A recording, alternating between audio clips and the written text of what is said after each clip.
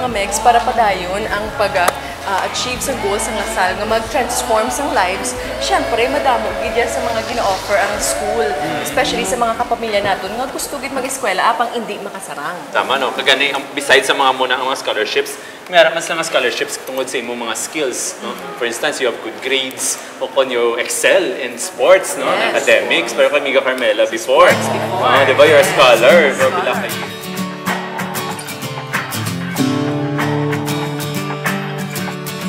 Ginatagaan gid sang Lasal importansya ang edukasyon. Amuman nga ang isa sa mga misyon sini ang pagbulig sa mga estudyante nga waay ikasarang. Pareho na lang sang nakilala ko nga working student nga si Amiga Jessel.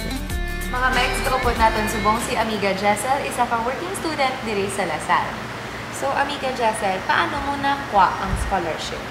Siyempre, noon na nag-apply ko as a working student, kaya may mga requirements naman kami before. So, as a working student, ano ang course na ginpili? As a working student, ang course nga napilian ko is Operations Management. Amo na saging pa ako nga course kay wish ko gid nga mag-business woman in the future.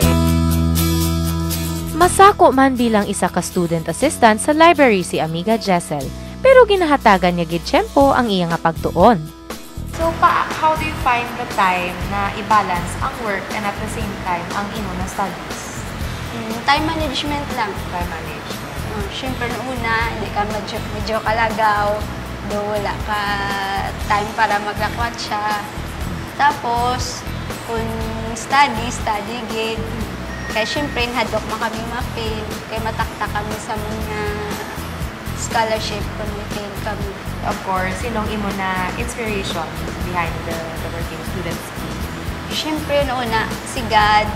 Tapos, ang ako ng family. Ako mga friends. So, how has Lasal helped you along the way? Una-una, syempre, nakabulig sa akon. Kaya ako nga pamilya, hindi man financially stable. Ang Lasal, nakabulig sa akong pagi sa pagbayad sa akong nutrition. Bilang ginabayaran ko na lang sa buong miscellaneous fees. Madamo man sa mga kabudlayan, pero wala ginaguntat si Amiga Jessel sa pagpaninguha. Ara gid ang Ginoo nagabulig sa iya para malabot ang iya mga handom sa kabuhi. Ang nga college, may ara sang activity nga bingo. Nagkuha mo ko isa ka staff. And then paghampang ko sang bingo, nadaog ko 10 tao. Di mo tagabayad sa tuition ko. Blessing. Blessing it. Since ako ang nabulig sang Lasal sa imo, in your own way, paano ka maka-give back sa school? Agi sa pag-duty ko sa Ichakto dire. Tapos, hindi magpabaya sa akong nga studies. And of course, your message to Lasal, the school. Ang message ko sa Lasal, syempre, una, salamat gid kay sugod ko di. Kag at last makatapos na magid ko. Sa mga estudyante man nga para sa akon nga gusto maging working student, hindi rason ang kapigaduhon, and then magtingwa man sila. Mangita man sa way nga maayo para makatapos sila nga pag-eskwela.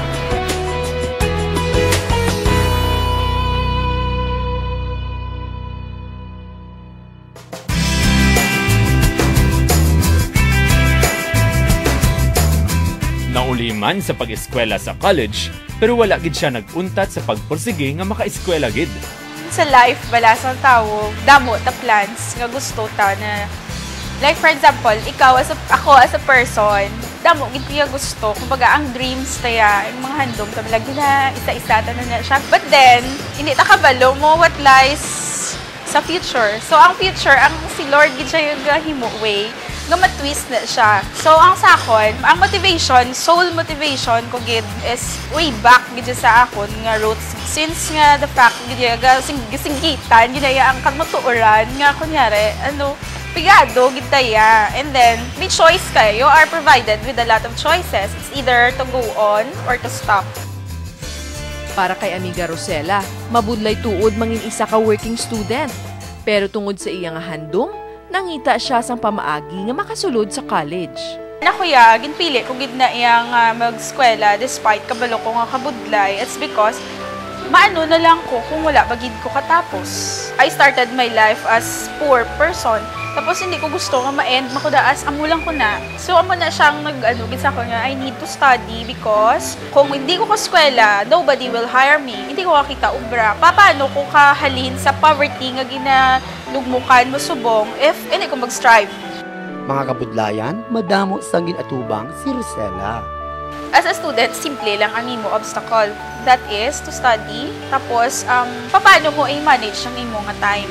Budlayan lang siguro sa time management po, you have to take care for yourself. Kay nobody will. Ikaw gid ang first step nga maubrasa na. Para kay Amiga Rosella, dako gid ang nabulig sang lasal sa paglambot sang iya mga handom kag kundiin na siya subong.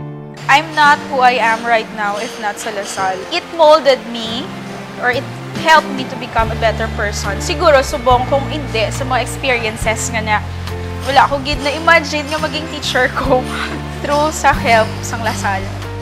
Kag syempre, ginpabugal gid ni Rosella nga isa siya kalasalista. Kung proud gid ko yan. Proud gid ko nga Lasal yan. Hambal ni Rizal, ang kabataan, pag-asa ng bayan. So if you have a dream, hindi ka maghambal na pigado ko, ma-stop na lang ko, wala ko choice. Ang inyong key point there is to study, focus. Isa pa gid ka key point is dapat ang tanan ka mo may determination in reaching your goal.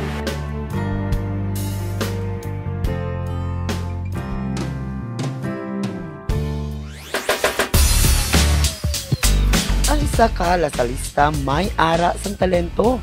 Akon man kilala ang tatlo ka air dancers sang Lasal Pep Squad. Ay subong mga Meg, so pag naman niya ang mga Pep Squad scholars or aerialist o tawag nato niya air dancers, si Amigo J, Milbert, and Bethany. O mga Meg, pwede mo sila sa kung paano nyo niya nakuha ang scholar. Danay na kami nga tatlo nga daan sa high school pa kami. Tapos, nung may mga events ni sa Bacolod, tas mascara, mga ina sa festival show, ginkuha kami ni Sir Edo. Tapos, amot na na-discover me, ginkuha kami as a scholar di sa Lasal.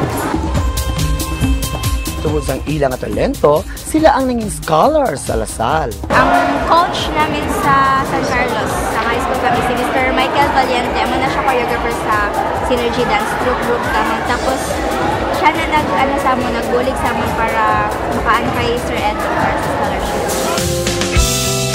Hindi man mahapos ang pagsaot kay pag-eskwela, pero ma-manage man nila sa gihapon ang ilang oras sa pagtuon kag pag-practice saot. Basta play hard and study harder. Okay, sa scholar, bala may harap among ginamit ni RJ nga na standard niya mga grades. Failure lang gid, way lang gid failure. So, dapat wala gilang failure. Ano man in return ang ginabalik sa inyong eskwelahan? Sa every performance namon, ginahatag lang naman amon best as sa mga opportunity na ginhatag nila sa amon as a scholar.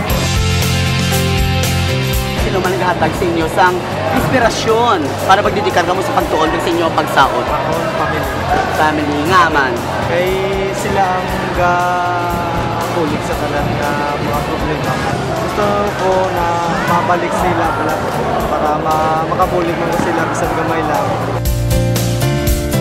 Dako man ang nahatag nga bulig sang Lasal sa ila kag sa ila nga pamilya. Damo gid sila nabulig sa amon. Dato kami sa Manila. Once in a lifetime experience gito sa amon. Kasi nang nakita namon ang international circus din sa Gapon. Ginbuligan namin sa Lasal. Amo gito sa biggest dream namon nga nakamit ko. Painyo na lang namin sa aton mga amigo kag amiga da nga tanaw subong nga luyag man. Sundan ang inyo nga mga kumbaga yapak. Try your best lang, do your best para makamit mo yung success. Use your talent wisely and wisely. Para lang gid makaeskwela ka mo. Amo lang gid sa.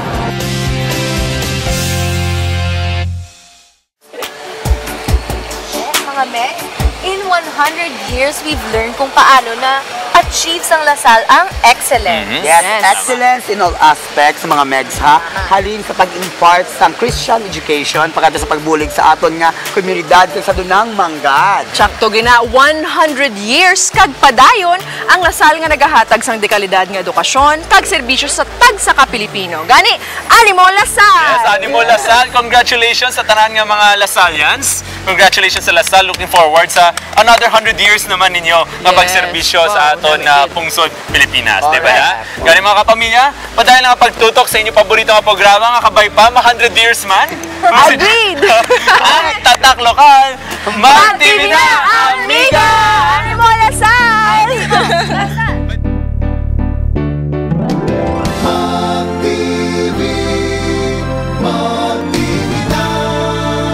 Tapos ka na bala mag-obra, maglaba kag magplantsa, magluto kag magtigang, magpanglimpyo kag maghugas pinggan.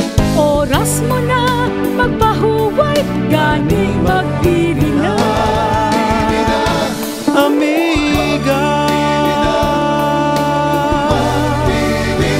amiga. Pagkatapos magsimba, magpasalamat sa tanang nga grasya. Tipong na ang pamilya, Mag-TV na amiga, sa lima ka adlaw nga pag-obra, sa opisina man ukol sa pamilya, sa bantay matawon nga pahunay-hunay. Mag-TV na, amiga.